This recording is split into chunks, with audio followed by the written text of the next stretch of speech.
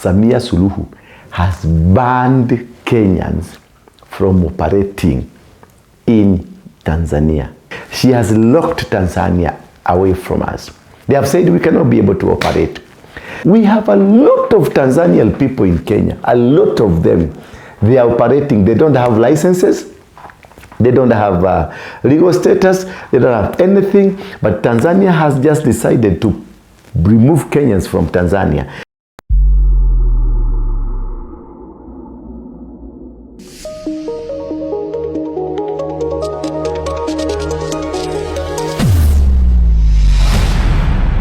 Bethel Clouds TV, empowering lives. Good morning, good afternoon, good evening, depending on where you are watching us from. I'm Apostle Ndura Waruinge, Crusaders for Christ, or the synagogue is my church. I am based at Coffee Plaza, mezzanine floor. That is where we worship our God from. I'm happy again to be with you. I'm happy to have this another moment with you, because I know every single moment God is in it. And every single time that God has given us an opportunity, He gives us an opportunity because He wants to use us. He wants to make us come together. There's a statement, there's a mission, there's a plan He has for us. The Bible says in the book of the 1 Timothy that He has good plan, not to destroy us, but to prosper me and you. He has indeed something very special. In the book of Psalms, chapter number 49, the Bible says, and it all speaks, the theme is, why should I fear in times of trouble?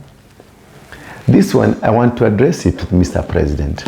It has been long since I spoke to you, Mr. President, and I am very grateful that every time I've spoken to you, every time I've said to you and something, you've heeded to it and you've listened. I know, even if they want to show that whatever we are doing is not right, or you are not supposed to be addressed to, these are the people I told you that hates you, people that does not love you, people that does not appreciate the good work you are doing. But one thing I want to tell you, as you go on listening to the men and women of God, listening to the prophetic counsel, no matter how bitter it is or how sweet it is, just listen to it. Take what you think is good for you, leave that which you don't think is for you. The Bible in the book of Psalms number 49 says, hear this, all peoples, give ear, all inhabitants of the world, both low and high, rich and poor, together. My mouth shall speak wisdom. The meditation of my heart shall be understanding. I will incline my ear to proverb. I will solve my window to the music of the lyre. The Bible is asking us to listen or to hear this. It is something very special. That let's hear this. Hear this, all people, give ear, all inhabitants of the world. All the inhabitants of the world, including me and you, Mr. President. Mr. President, it is disturbing. It is something that is so disgusting. Something I feel like it is not right. Today in the morning, I was in a car wash in some places in Rongai. My car was being washed. And I made just an impromptu to the car wash. Then as I was sitting, a young man came with some eggs, some sausages, and some samosas. In fact, there were two. Another one with njugu karanga. Then I spoke to them because they came and asked me whether I could buy. I spoke to them. And these guys, when I spoke to them in Swahili, they did not understand Swahili. I asked them, where are you from? They told me, we are from Burundi. And asked them, when did you come to Kenya? He told me he's now about 6 months since he came to Kenya, courtesy of his brother. Then asked the other one, how long are you in this country? He told me he's here for 2 years. He's 21 years old. and another one was 26 years old. So the one that is 6 years old in Kenya came to Kenya when he was 20. The one that is 6 months, he is now 6 months. He also came at his 20, now he's 21. We had a chat. I had to buy his merchandise. He sold to me an egg and a sausage, and it was delicious. I supported him because he's a young man with entrepreneurship. I saw a young man who's determined, but unfortunately he's a young man determined but a foreigner. He's in this country. There are several questions I put to him. And question number one, Mr. President, that I put to him, I asked him, are you here as a refugee? He told me no. Number two, I asked him, who gave you capital to start this business? He told me that his brother gave him the capital to start the business. The third question I asked him, how long do you intend to be in this country? He told me as long as he gets what he wants. Then I asked him, what do you want in Kenya? He told me money, the Burundi money and the Kenyan money. 1,000 Kenyan money is equivalent of 5,000 Burundi money. And he's come here to make money so that he can go develop his country. I asked him, are you married? Do you intend to get married? He told me, until he gets enough money to go and marry. I put a question to him, that why can't you marry a Kenyan? Then he said he cannot marry a Kenyan, he can only marry their own. As long as he gets money from Kenya, then once he gets money, he go build a house in their places, then get a wife off where he's come from, then he marry. Then this made me to get worried. Yes, we have so many Kenyans all over the world. We have many Kenyans in Burundi, Rwanda. We have many Kenyans in DRC. We have many Kenyans in Tanzania, Uganda, all over. Yesterday I saw you signed an MOU between you and the President Yoweri Museveni. Yoweri Kaguta Museveni, the commander, the oldest man in power in this region. And it's good because Ugandans want so. But my problem was, this is not the first man from Burundi I met. I went to my village in Molo and I met them with the Jugukarangas, others with the Mandazi, others with coffee. They are selling, they are hawking all over, they are moving all over. These are food, this is food that should have been inspected. That's number one. The last time I saw City Council of Nairobi, I saw one guy called Mosira was at Neno Evangelism Center. And the one thing they decided to lock was the cafeteria that is in that church because it didn't have a license, and the people that were operating in that cafeteria also didn't have licenses to operate, didn't have medical checkups. These people, I heard that they locked that cafeteria because they didn't have the relevant licenses and the medical checks and medical permits. These young people from Burundi, Mr. President, they are all over the country.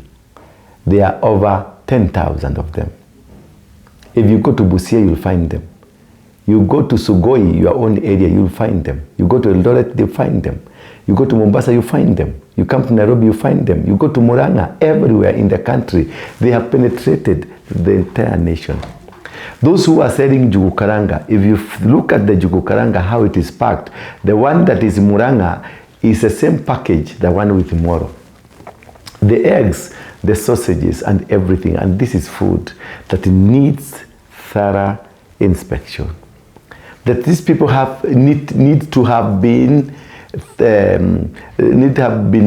observed by medical practitioners. They are supposed to go to the county council, to the relevant county governments, where the medical department for them to have a license to operate the food hawking. I'm not saying that They are here in Kenya illegally, or they're not supposed, because we are East Africa. But Mr. President, here the catch is, as much as we have brought in many Rwandese, many Congolese, many Burundi, many people from Uganda, your counterpart, Sister Samia Suluhu, has banned Kenyans from operating in Tanzania, from doing any business in Tanzania. She has locked Tanzania away from us. They have said we cannot be able to operate. Now the question here, we have a lot of Tanzanian people in Kenya, a lot of them. They are operating, they don't have licenses, they don't have legal status, they don't have anything, but Tanzania has just decided to remove Kenyans from Tanzania. And also, we have the Burundi people in Kenya, we have the Rwandese people in Kenya, they are working. The other time I noticed, Kenyan hawkers, the Kikuyus, the Luos, the Kalenjins, the Pokots who have been hawking in Nairobi, Sakaja literally removed them from there where they hawk. They had moved all over. Kenyatta Avenue, they were all over. They were removed because they didn't have the licenses to operate. My biggest question, is Kenya, the trend as the things are going, is Kenya safe in future? The number of the people from Burundi, Rwanda, Congo, it's increasing, and they are operating in Kenya as if there is no law in Kenya. They don't have work permits. They are not refugees. They are just ordinary people. They have come. They don't have medical permits to operate food hawking. They don't have anything. Nobody is regulating them. Nobody is watching over them. Then, surprisingly, I had gone to pick my good conduct certificate at the DCI headquarters. I met this guy there. They were hawking these eggs and sausages to the DCI people. Then we made an impromptu to check, to try and check and see, is this thing happening all over? We went to Nyayo House, where you have the immigration officers, and I found they are also buying the same from the Burundi, from the Rwandese, people that had to throw papers. And then I asked myself, can a Kenyan go and do business in Rwanda the way the Rwandese are doing? Can Kenya go do a business in Tanzania the way Tanzanians are doing? Can Kenyans go do business in Burundi the way the Burundians are doing? I'm not insinuating like these people are not supposed to operate in Kenya. Yes, they are our brothers, but they are young people, 19 years old, 17 years old, 16, 15 years old. Then I ask my question. We are striving, Mr. President, you're working very hard to make sure every Kenyan goes to school, is educated. Why don't you have a fatherly thinking that these children from Burundi need to go to school first?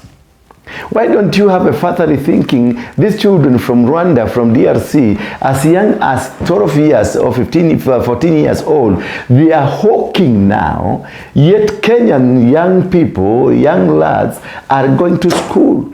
We are trying to work very hard to make sure these people go to school. Yet, you allowed the hawkers from Burundi, they are hawking the country as young as 14 years old. Don't you look at the future? Can't you organize and speak to the UNHCR, because they are here on refugee status? You speak to UNHCR and they be taken to school instead of hawking food, instead of hawking jugukaranga, instead of hawking mandazi, they be taken to school for training, so that even, you see, which kind of a world are we creating? Which kind of a society are we building when we have our brothers in East Africa who are not responding well? Then what kind of growth are we speaking about when they're speaking about East African community that is supposed to grow? Why then, if it is necessary for them to work in Kenya and do hawking, why do you stop the Kikuyu hawkers, the Luo hawkers, the Kalenjin hawkers, the Pokot hawkers, the Turkana hawkers from hawking? Why do Kanjo chase over them Arrest them, put them, because I've not seen a Burundi person being arrested. They are hawking all around. They are never arrested. Kikuyus are arrested. Pokos are arrested. Karenjins are arrested. Why aren't they being given equal platform they operate? It's a question that needs to be addressed by our own parliament.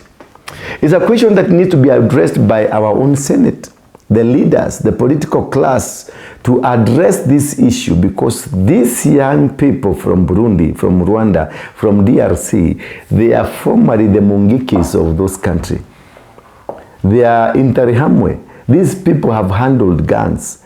These people have handled weapons. They are trained. They know how to handle an AK-47. And these people, the number is increasing day after day. The number is growing. These people are getting into the community. They know where we live. They know our bedroom. These people they are all over in every estate. But if you look at them, they are well coordinated, because what they are selling, it looks like it is from one source. Who is the source of the Jugukaranga? Who is the source of the Mayai? Who is the source of what they are selling?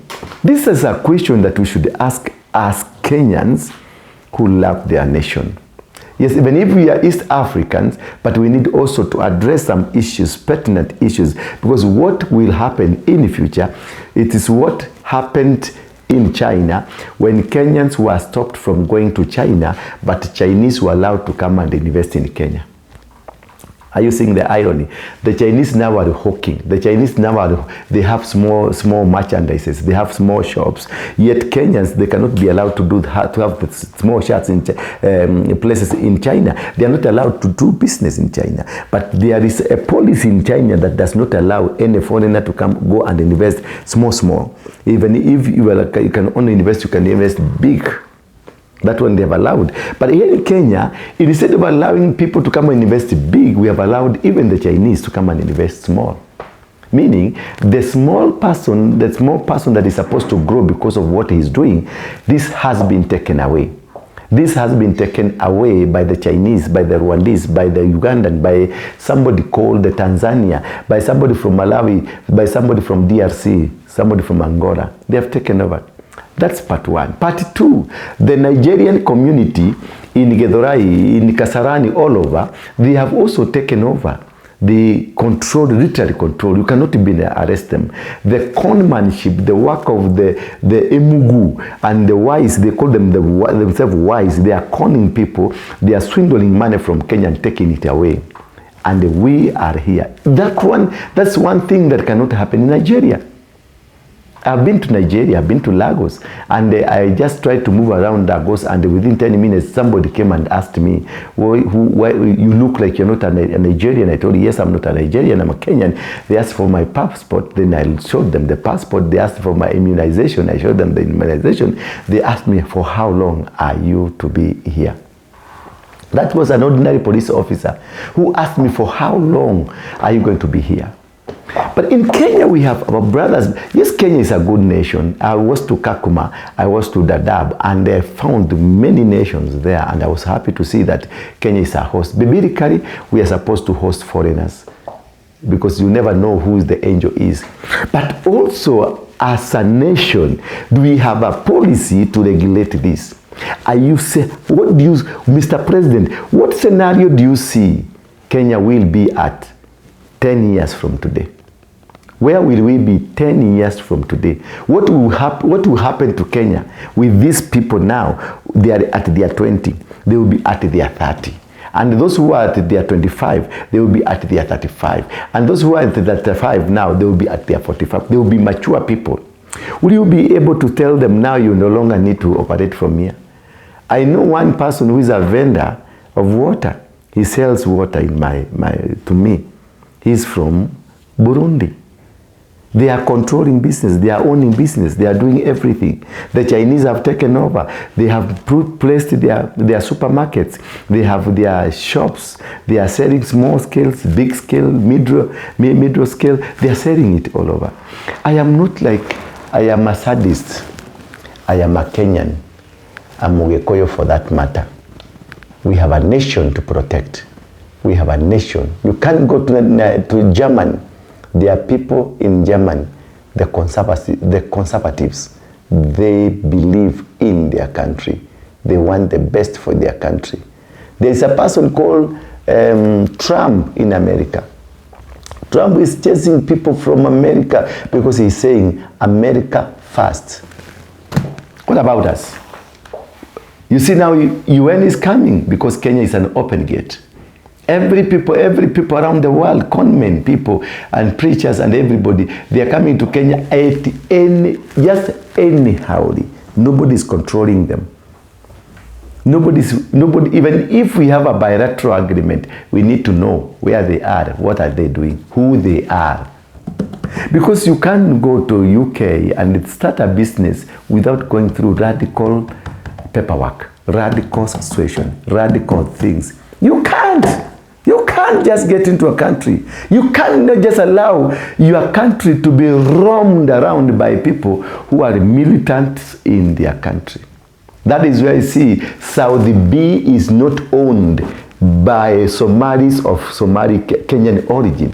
Saudi B, Saudi C is owned by Somali of Somali origin.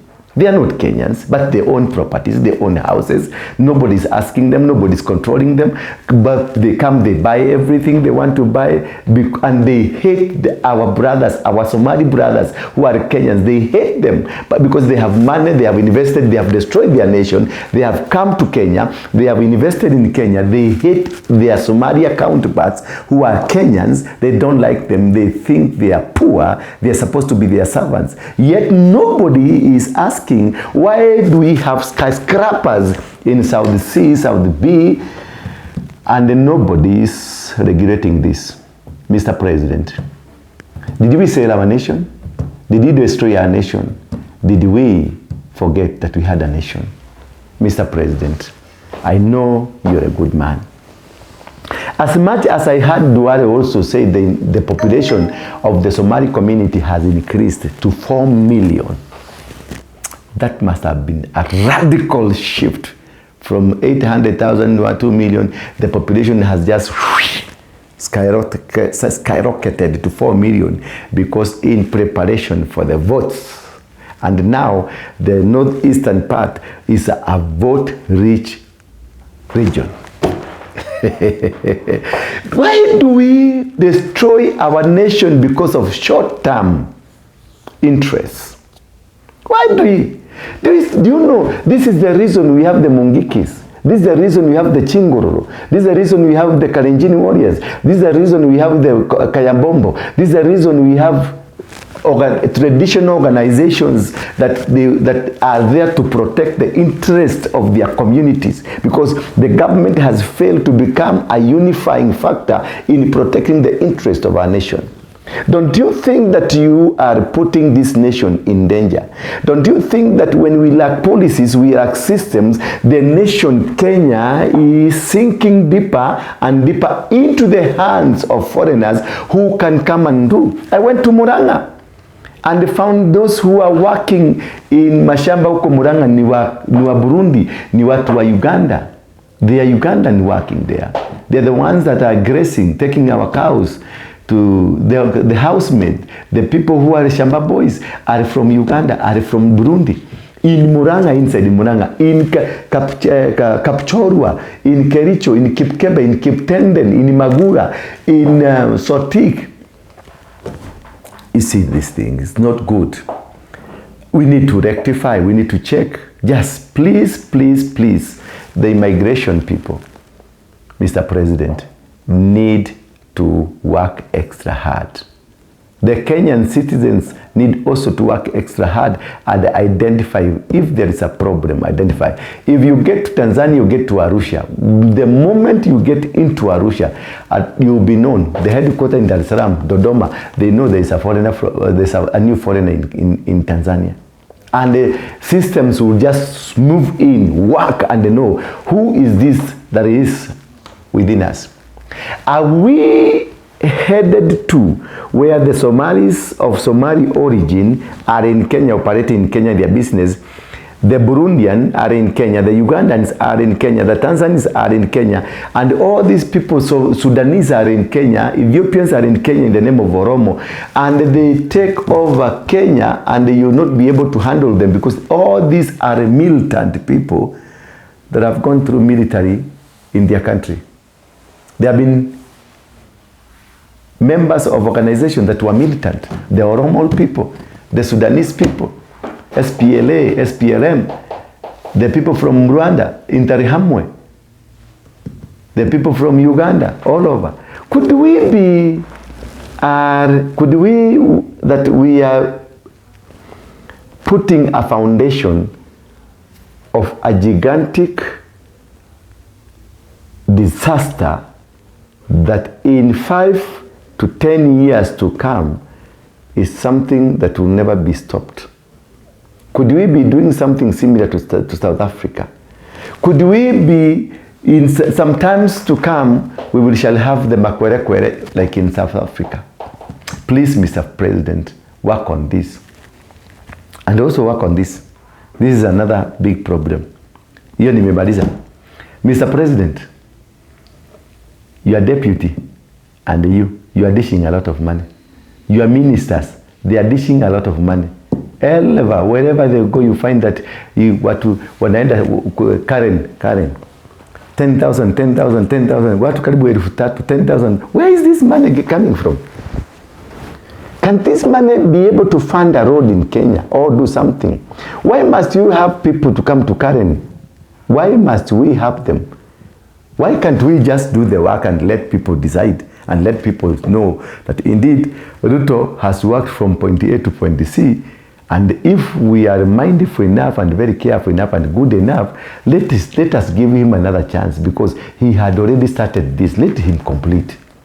Why don't you look at it from that perspective?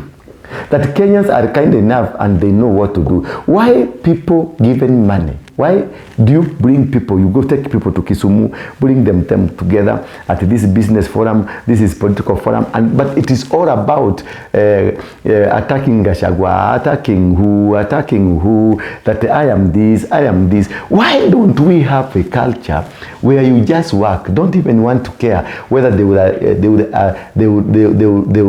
vote for you again or not? Why don't we just move on and do things just the way they are supposed to be done? Be correct, work. You don't care whether they are going to elect you or not, because whether they elect you or they don't elect you, you still belong to Kenya. You're going to be still a Kenyan. And in any case, you still in the records of you are a president in Kenya. In any case, 5 years down the line, you are going home. Hello. Why bribe people? Why use this money? Why can't we fund our education system?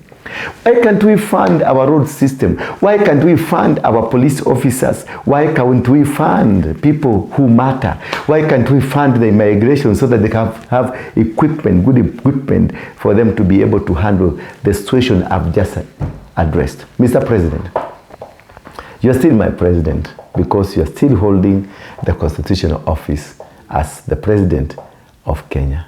I still respect you. I still know that you have the power. And I know this power can be used to transform Kenya, to make Kenya a better nation. And I know with just opening your mouth, things will change. Please find a way, check out and see how can we control the influx of foreigners who are operating in Kenya. And also, look at these ministers of yours, they are overspending. The Deputy President Kindiki is overspending. I don't know where this money is coming from. And ndivyo uchumi imekuwa mbaya. Anyway, God bless you, Mr. President. Kenya needs you today and Kenya needs you tomorrow. May you be blessed. I am Apostle Ndura Waruinge from the synagogue. I am at Coffee Plaza, mezzanine floor. Any day of the week, I am available for you. If you want one-on-one, I'm there to discuss with you. I'm there to discuss. And if you have something that you need us to address, we are ready to address it. Mr. President, may God give you wisdom.